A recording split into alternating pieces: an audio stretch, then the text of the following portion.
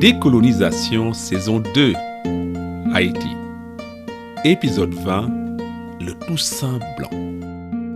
Bonjour et bienvenue pour ce nouvel épisode qui devrait être l'avant-avant-dernier. Je pense qu'on dit antépénultième. Dans cet épisode, on va faire un tour en métropole pour voir comment Bonaparte prépare son expédition sur Haïti et les raisons pour lesquelles il va décider de se débarrasser de Toussaint Louverture. La dernière fois, on s'est arrêté à l'été 1801. À l'époque, vous vous en rappelez, Toussaint Louverture a dévoilé sa constitution pour la colonie. Et la première chose que fait Toussaint après la cérémonie grandiose de promulgation de la Constitution, c'est de convoquer son proche conseiller Vincent, l'ancien directeur des fortifications de l'île. Vincent, vous vous rappelez, c'est celui-là même qui a traversé l'Atlantique pour aller défendre l'action de Toussaint contre Rigaud. C'est celui aussi qui a fait le chemin inverse pour apporter la lettre de soutien de Napoléon à Toussaint pendant la guerre des couteaux. À l'été 1801, Toussaint veut lui confier la tâche peu enviable de porter la Constitution de 1801 à Paris. Vincent avait été tenu éloigné du Cap jusque-là et Toussaint ne l'a pas associé aux travaux de la Constituante. Quand Toussaint le convoque pour lui dire « Écoutez, allez importer cette Constitution à Paris », Vincent est donc pris de court. Et il a la même réaction que vous. Si votre ami vous appelait pour vous dire qu'il ou elle a décidé de se remettre avec son ex super toxique. C'est une très mauvaise idée et on a envie de crier mais ça va pas. Et en même temps, on n'a pas envie de se fâcher avec son ami. Eh bien, Vincent, c'est pareil. Il est pris de court par cette constitution qui est inimaginable pour lui et il tente d'abord des objections timides. Première objection, Vincent dit à Toussaint de penser aux réactions du gouvernement français devant sa constitution. Parce que la constitution retire au gouvernement français le droit même de nommer les officiels de la colonie. Toussaint lui répond qu'il est sûr de lui. Et il lui répond que la France enverra des émissaires pour discuter avec lui. Toussaint montre là qu'il ne désire pas une rupture officielle avec la France, mais il envisage des tractations comme auparavant. Et là, de deux choses l'une. Soit Toussaint pense que la Constitution ne constitue pas une ligne rouge. Soit, de notre côté, Toussaint se croit assez incontournable pour que Napoléon soit obligé de composer avec lui. Et connaissant le personnage, je pencherai plutôt pour la deuxième option. Qu'à cela ne tienne, Vincent essaie alors une approche plus directe. Il dit directement à Toussaint qu'il commet une erreur, car une colonie n'a pas le droit d'écrire sa propre constitution. À ce moment-là, Toussaint prend la mouche et rétorque sèchement que la constitution était un fait accompli et qu'il se sent, je cite, entraîné par une force occulte à laquelle il ne peut pas résister. Fin de citation. C'est d'ailleurs dans la foulée que Toussaint déclare de manière fameuse, je cite, « J'ai pris mon envol dans la région des aigles, il faut que je sois prudent en regagnant la terre. Je ne puis plus être placé que sur un rocher, et ce rocher doit être l'institution constitutionnelle qui me garantira le pouvoir tant que je serai parmi les hommes. » Fin de citation. Devant ce morceau d'éloquence, le colonel Vincent ne peut que s'incliner. Et c'est la mort dans l'âme que Vincent quitte le Cap le 21 juillet, porteur d'une lettre du gouverneur général Louverture au premier consul Bonaparte. Il arrive à Paris 2 mois plus tard et il est reçu en audience le 8 octobre par le premier consul. Il semble qu'il est là témoin de la colère homérique de Napoléon qui se serait écrié en parlant de Toussaint Louverture, je cite, « Cet Africain doré, je ne me reposerai pas avant d'avoir arraché les épaulettes de tous les Noirs des colonies. Fin de citation. Et on pourrait croire que c'est là, en apprenant que Toussaint avait promulgué une constitution tout seul, après avoir envahi Santo Domingo, après avoir chassé Santonax, après avoir expulsé Edouville et après avoir emprisonné Roume, on pourrait croire que c'est là que l'eau a débordé du vase et que Napoléon a décidé d'envoyer un corps expéditionnaire mater cet esclave rebelle de Toussaint. Eh bien, il n'en est rien. En octobre 1801, date à laquelle Napoléon reçoit le colonel Vincent, ça fait 6 mois que Napoléon a pris la décision d'envoyer une expédition militaire à Haïti. Et on peut même penser que Napoléon aurait pris la même décision, même si Toussaint avait été un leader loyal et obéissant qui aurait épousseté les meubles et pris soin du jardin en attendant le retour du maître de maison. Bon, on sait que Toussaint a en fait beaucoup plus que ça et n'en a fait qu'à sa tête. Il a changé les meubles, il a replanté le jardin. Vous voyez ce que je veux dire. Le colonel Vincent est donc poliment congédié. Et Napoléon ne l'écoute même pas quand il avertit que toute expédition militaire aboutirait à la perte définitive de la colonie sous l'effet combiné de la résistance des Noirs, de l'âpreté du terrain et des maladies tropicales. Encore un Cassandre qu'on n'a pas écouté.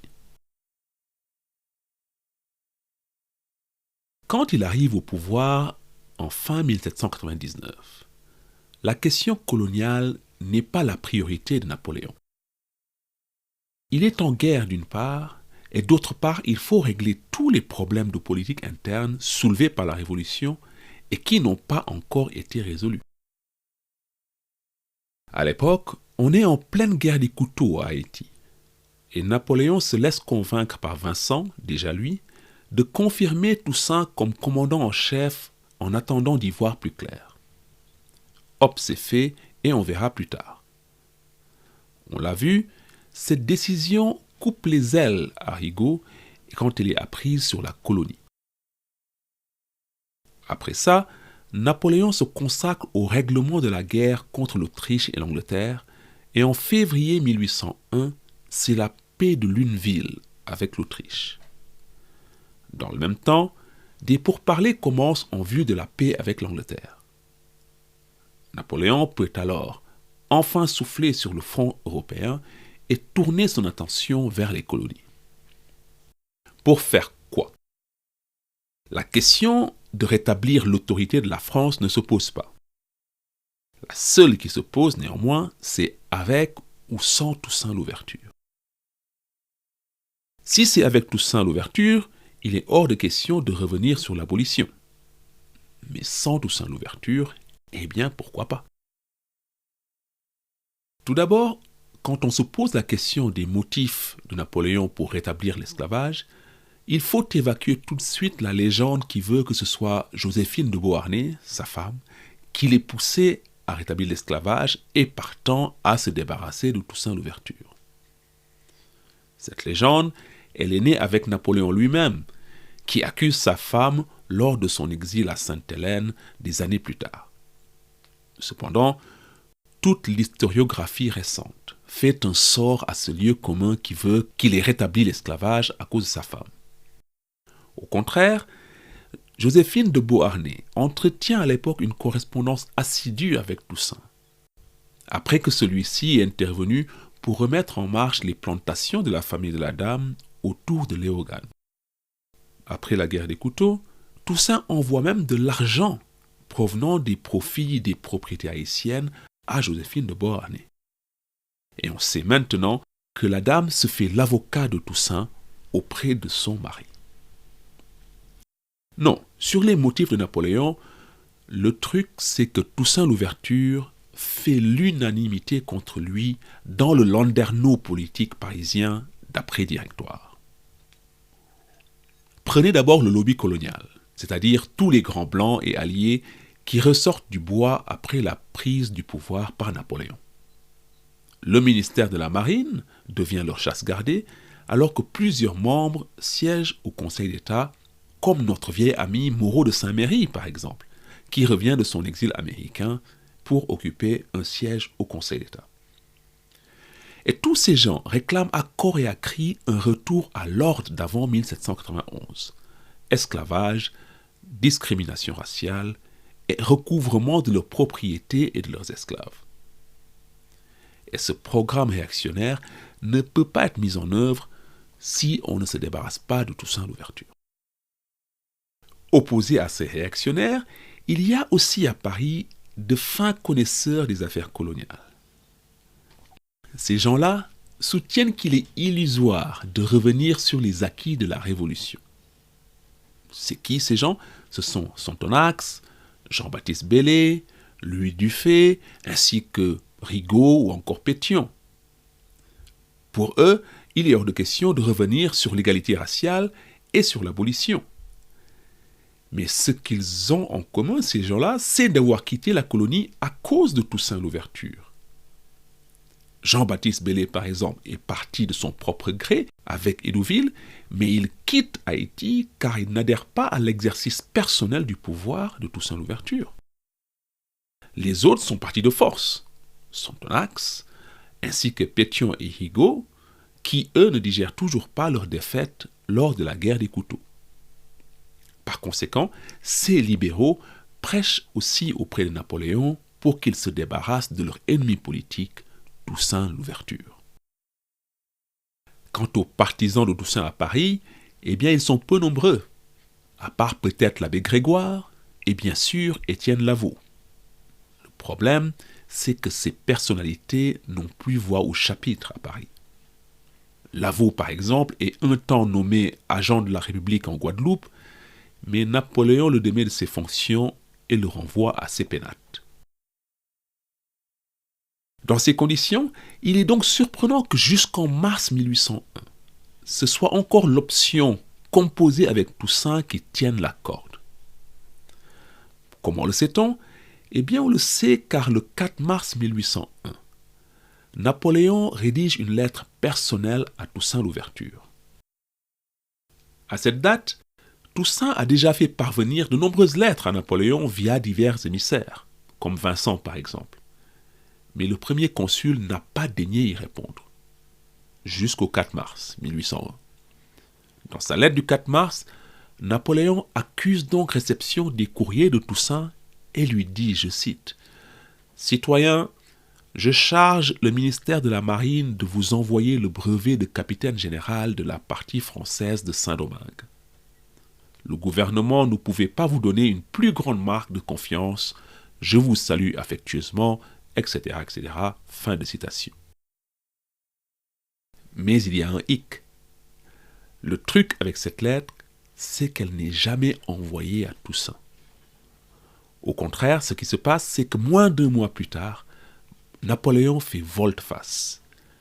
Il radie Toussaint Louverture des cadres de l'armée et ordonne de lancer les préparatifs d'une expédition militaire pour reprendre le contrôle de la colonie.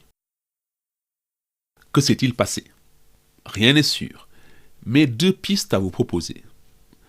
La première piste, pour des gens comme C.L.R. James, c'est l'assassinat du tsar Paul de Russie en mars 1801 qui entraîne le revirement de Napoléon. Pour vous expliquer, Napoléon prévoyait d'attaquer les Anglais en Inde, de concert avec la Russie. S'il faisait cela, il ne pouvait pas se permettre de courir 2 lièvres à la fois, un en Inde, un autre à Saint-Domingue. Mais patatras, le tsar Paul est assassiné et le projet d'invasion de l'Inde tombe à l'eau. Ça libère des troupes et de l'argent pour Saint-Domingue. Ça, c'est la première piste. L'autre piste possible, c'est que la nouvelle de la prise de contrôle de la partie espagnole par Toussaint fait pencher la balance en faveur de l'expédition militaire contre lui. En effet, Toussaint informe le gouvernement français en février 1801, mais la nouvelle n'arrive à Paris que courant mars. Dans la lettre de Napoléon qu'on a citée tout à l'heure, vous avez noté que Napoléon parle encore de la partie française de Saint-Domingue, ce qui montre qu'au 4 mars, le premier consul n'est pas au courant de l'initiative de Toussaint Louverture. On comprend donc que, Par la suite, il apprend la nouvelle et considère cet acte comme un acte d'insubordination caractérisé et décide de faire payer Toussaint Louverture. Soit dit en passant, on peut aussi se demander si Toussaint aurait envahi la partie espagnole s'il avait su que Napoléon avait plutôt l'intention de composer avec lui en début 1801. Le problème ici, c'est que les conflits avec les États-Unis et la Grande-Bretagne rendent très compliqués les échanges entre Haïti et la métropole. Du coup, comme le dit Philippe Girard, je cite, « Louverture et Bonaparte formulaient donc leur politique à l'aveugle, ignorant tout des derniers soubresauts révolutionnaires en France et à Saint-Domingue. » Fin de citation. En conclusion, peut-être bien que Toussaint a franchi une ligne rouge, peut-être bien que non. Peut-être bien aussi que la lettre du 4 mars faisait juste partie du processus de réflexion de Napoléon. Un peu comme l'article jamais publié de Boris Johnson lors de la campagne pour le Brexit. Johnson avait écrit 2 articles, un en faveur, l'autre contre le Brexit, car jusqu'au dernier moment, ce politicien opportuniste se demandait quelle option serait plus favorable à sa carrière. En tout cas, en avril 1801, les préparatifs militaires de l'expédition de Saint-Domingue ont commencé. Quant aux préparatifs politiques et diplomatiques de son projet, Napoléon les confie à son ministre des Affaires étrangères, Talleyrand. En effet, la capacité de la France à conduire une expédition vers Haïti dépend de l'acceptation ou même du soutien de l'Espagne, des États-Unis et de la Grande-Bretagne. Après avoir décidé de se débarrasser de Toussaint Louverture, c'est un projet de grande ampleur que concocte Napoléon. L'idée n'est rien moins que de faire renaître l'empire colonial français en Amérique avec Haïti comme pièce centrale. Pour Napoléon, il s'agit de remettre au goût du jour l'exclusif de Colbert. Haïti et les autres îles des Antilles redeviendraient des machines à produire du sucre et du café pour exportation vers la métropole. Mais vous vous rappelez que la principale limite de l'exclusif au XVIIIe siècle, c'est que la métropole n'arrivait pas à subvenir aux besoins des colonies, d'où la permanence de la contrebande à Haïti par exemple. Napoléon décide alors de remédier à cela avec un exclusif 2.0. Son idée est de mettre en valeur la Louisiane pour produire les vivres, les viandes, les farines et le bois que les colonies antillaises importent alors des États-Unis. La Louisiane, vous vous dites, on connaît. C'est le sud des États-Unis, la Nouvelle-Orléans, tout ça. Effectivement. Mais en fait, au XVIIIe siècle, la Louisiane, c'est beaucoup plus que ça. C'est un territoire immense qui va des Grands Lacs, à la frontière canadienne actuelle, au golfe du Mexique. Ce territoire avait été français jusqu'en 1763, date à laquelle la France l'avait cédé à l'Espagne après la guerre de 7 ans, de même qu'elle avait perdu le contrôle du Canada au profit des Anglais. Mais en octobre 1800, Napoléon force la main à l'Espagne et obtient la rétrocession de la Louisiane dans un accord secret. Le renouveau impérial est donc en marche. À Haïti de recommencer à produire du sucre pour la métropole, à la Louisiane de l'approvisionner. Problème, si Haïti n'est pas reconquise, tout tombera à l'eau. Et le premier problème auquel Napoléon doit faire face en ce qui concerne la Louisiane, c'est que c'est un territoire qui est aussi revendiqué par les États-Unis. Dilemme pour le premier consul, car dans l'immédiat, Napoléon a besoin des négociants américains pour approvisionner son corps expéditionnaire sur Haïti. Vous vous rappelez qu'Haïti ne produit aucune culture vivrière, que du sucre et du café. Et il est impossible d'assurer l'approvisionnement de dizaines de milliers de soldats français depuis la métropole. Pour que l'expédition réussisse, Napoléon a besoin des États-Unis. C'est la raison pour laquelle il garde donc le secret sur la rétrocession de la Louisiane par l'Espagne, quand il commence à courtiser les États-Unis dès 1800. C'est Talleyrand qui s'y met, et en septembre 1800, la France et les États-Unis signent un traité de paix qui met fin à la drôle de guerre qui les oppose jusque-là.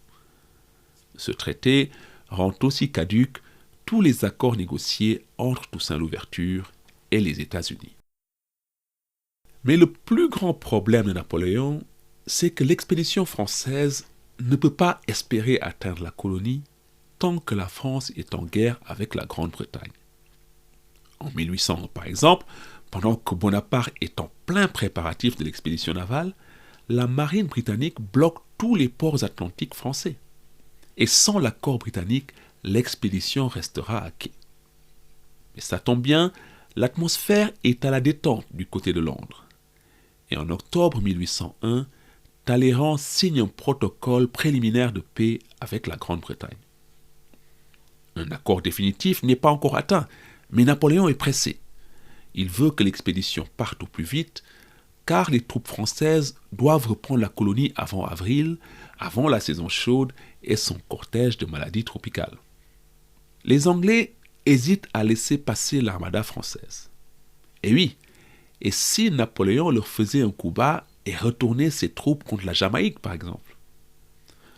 Napoléon jure les grands dieux que non, qu'il veut juste recouvrer une colonie rebelle, et il explique aussi à la Grande-Bretagne que c'est aussi dans l'intérêt des Anglais de ne pas laisser prospérer un régime contrôlé par d'anciens esclaves.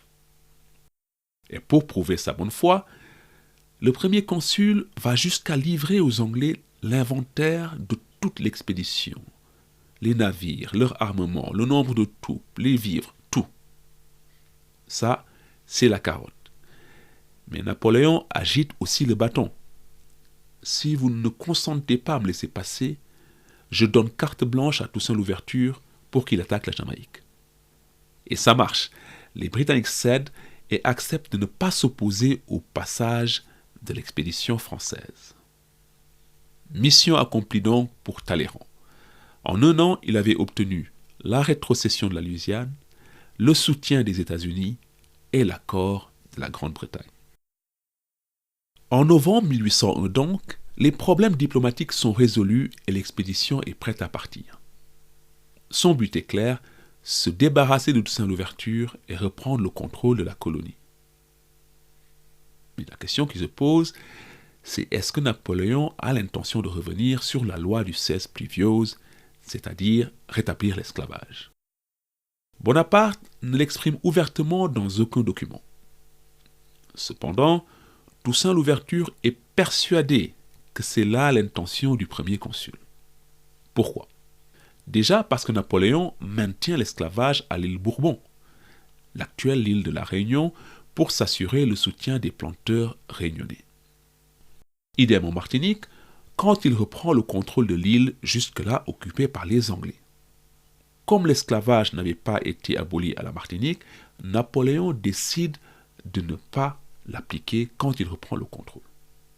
Par conséquent, il est donc difficile de se dire que le nouvel empire colonial français, imaginé par le premier consul, verrait cohabiter des îles où tout le monde serait libre, comme Haïti, et d'autres îles comme la Réunion ou la Martinique, où la majorité serait en esclavage. Le but de Napoléon étant de retransformer toutes ces îles en usines à sucre, il est difficile d'imaginer qu'il envisageait de telles incohérences administratives. C'est possible, mais soyons d'accord, c'est difficile à imaginer. Ce qui est plus facile à imaginer, c'est que Napoléon sait que toute annonce ouverte du retour à l'esclavage provoquerait une insurrection de masse. Il avance donc masqué en déclarant respecter la liberté alors que c'est pour mieux l'annihiler. Quoi qu'il en soit, au moment même où Toussaint mate la rébellion de Moïse dans le sang, une armada française s'apprête à traverser l'Atlantique. La semaine prochaine, l'heure de vérité aura sonné pour Toussaint Louverture quand l'expédition Leclerc débarquera sur la colonie. On le verra, cette expédition aura raison de Toussaint. Mais les cultivateurs noirs d'Haïti auront en fin de compte raison de l'expédition Leclerc et tueront dans l'œuf le rêve américain de Napoléon. D'ici là, portez-vous bien et salut